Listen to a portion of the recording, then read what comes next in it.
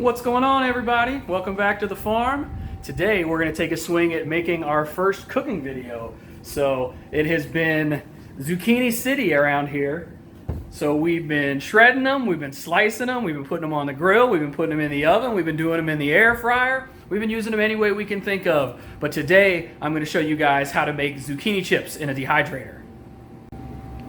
So the first couple rounds of chips that I did, I have this little countertop unit right here with the stackable trays. I can get two and a half zucchini in it, and that takes about like 12 hours or so. But fortunately, my parents aren't around this weekend, and they let me borrow their big old Cadillac dehydrator. So as you can see, it has 1, 2, 3, 4, 5, 6, 7, 8, 9, 10 trays. So we get a lot better volume going on in here. So since they weren't around, I borrowed this from them and show you guys how to do this real quick. So the first thing we're going to do here is we're just going to nip one of the ends off.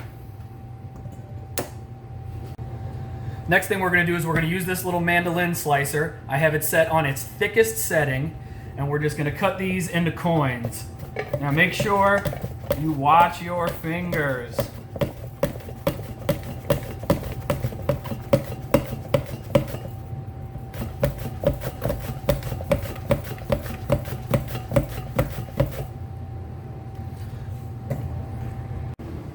As you can see, that slicer gets them into perfect little uniform coins, so they should all dry out at about the same time and at about the same rate.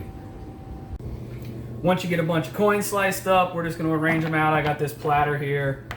We're going to get them all spread out tightly as we can, covering the whole surface of the platter so we can give them a nice little sprinkle of seasoning. Now for seasoning, use whatever you like. Show you here in a second. I've got a couple of different ones that I really like to use. But like I said, use whatever you like. You know, I kind of like a little bit of spice, so you know this chicken seasoning in the Mrs. Dash, they got a little bit of spice to them. This big game rub from Traeger, that's probably my favorite one. That's really got some heat to it. But this other one here from Traeger is really good too. And no, I'm not sponsored by them, but Traeger, if you want to, holler at your boy. So I'm going to start with a little bit of the big game rub. Come here. Just give it a little sprinkle. Nothing too crazy. There is both sugar and salt in this one. So while it tastes awesome, I don't like to go too crazy with it. And from there, we'll give everything a flip and then we'll season the other side. Once you get them all seasoned up, however you like them, you don't got to add any oil or anything. We're just going to throw them over here on the tray, and then we'll get them put up into the dehydrator, and we'll get it rolling. A couple of quick tips from stuff that we figured out from trial and error. You really want to cut them a little bit thicker than what you think you probably are going to want to cut them. They really shrink down a lot once they're in the dehydrator. If you cut them too thin, they kind of get a little papery, and they tend to end up sticking to the trays. So if you're using one of those mandolin slicers, make sure you put it at its thickest setting. And if you do your chips and it seems like they aren't quite what you're looking for, maybe bring it down from there. But I definitely would start at that thickest setting. Next thing I'd tell you is don't go crazy with your seasoning. Once the chips dry out, the seasoning really goes a long way. And so my tip for that is when you're putting your seasoning on, make sure you sprinkle from high up. And when you sprinkle from high up, you can get a nice even coating, as opposed to if you're down low, kind of just falls on and clumps on a little bit.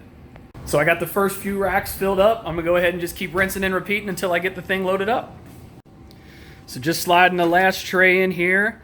So we've got, I think it was 3 trays of the spicy rub. Then we got some rotisserie chicken seasoning. Then we had some Mrs. Dash. Then we had some Italian seasoning. And then I had a little sweet grill rub that I put up here on the top. We'll go ahead, close her up. And then I'm going to leave it right at about 140 degrees. We're not quite going to go full blast. With my little unit, I've been able to go full blast and haven't had any issues. Mom said that she did a couple of batches and she did them at that full blast in this other unit that they have. and they kind of turned out a little iffy. She said she had better luck going at a little bit lower temperature for a little bit longer time. So when you go to make yours, You're going to have to play around with it. Everybody's is going to be a little different, so do a little experimentation and figure out what works for you. So like I said, we're at about 140 degrees. We'll flip that bad boy on. Right now it is 5:45 almost. So I get up at about 6 in the morning most days, so tomorrow morning when I get up, we'll check and see what's going on with them, see if they're crispy and ready to go or if they need a little bit longer. Now, one of my favorite things out here on the farm is ever since I got the chickens, whenever I have a bunch of scraps like this, that's all the butts from the ends of those zucchini, I can just take them out here to the chicken coop and throw them in, and the girls will love every bit of it.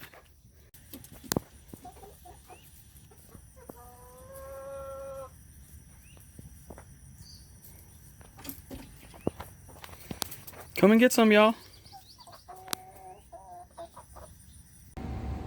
All right, well, it's been about 13 and a half, almost 14 hours. I checked them when I first got up, and they still were a little bit mushy. They weren't quite getting crisp yet. The little ones were crisp, but the big ones weren't quite there yet. So like I said, let's give them a try. Ooh, they're looking good. Ooh, I like the sound of it.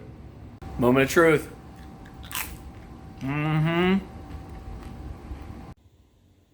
So, like I mentioned earlier, the zucchinis really reduce down once they're done in the dehydrator.